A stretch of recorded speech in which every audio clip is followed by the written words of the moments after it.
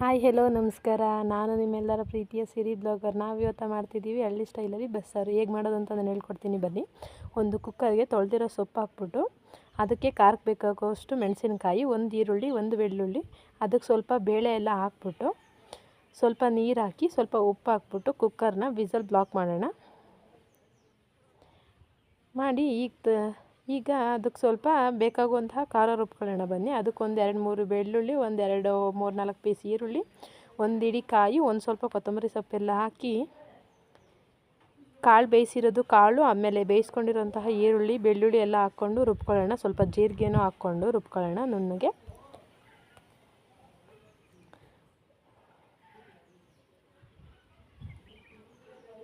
ರುಬ್ಕೊಂಡು ಒಂದು ಕುಕ್ಕರ್ ತೊಗೊಂಡು ಅದಕ್ಕೆ ಸ್ವಲ್ಪ ಎಣ್ಣೆ ಹಾಕಿ ಒಂದು 2-3 ಬೆಳ್ಳುಳ್ಳಿನ ಜಜ್ಜಿಬಿಟ್ಟು ಹಾಕಿ, ಒಂದು ಅರ್ಧ ಸ್ಪೂನ್ ಸಾಸಿವೆ ಹಾಕಿ, ಒಂದು 2-3 ಪೀಸ್ ಈರುಳ್ಳಿ ಹಾಕಿ ಅದಕ್ಕೆ ನುಣ್ಣಗೆ ರುಬ್ಕೊಂಡಿರೋಂತಹ ಖಾರನ ಸೇರಿಸೋಣ. ಸೇರಿಸಿದ ತಕ್ಷಣ ಅದು ಸ್ವಲ್ಪ ಕುದಿಯೋಕ್ಕೆ ಸ್ಟಾರ್ಟ್ ಆಗುತ್ತೆ. ಆವಾಗ ಸ್ವಲ್ಪ ಅದು ಕಾಳೆಲ್ಲ ಬೇಯಿಸ್ಕೊಂಡಿರೋದು ರಸ ಇರುತ್ತಲ್ಲ ಅದನ್ನು ಹಾಕ್ಬಿಟ್ಟು ಬೇಯಿಸ್ಬಿಟ್ರೆ ಮುಗೀತು. ನಮ್ಮ ಸಾಂಬಾರು ಉಕ್ಕಿ ಬಂದ ತಕ್ಷಣ ನಮ್ಮ ಸಾಂಬಾರು ರೆಡಿ ಆಗುತ್ತೆ.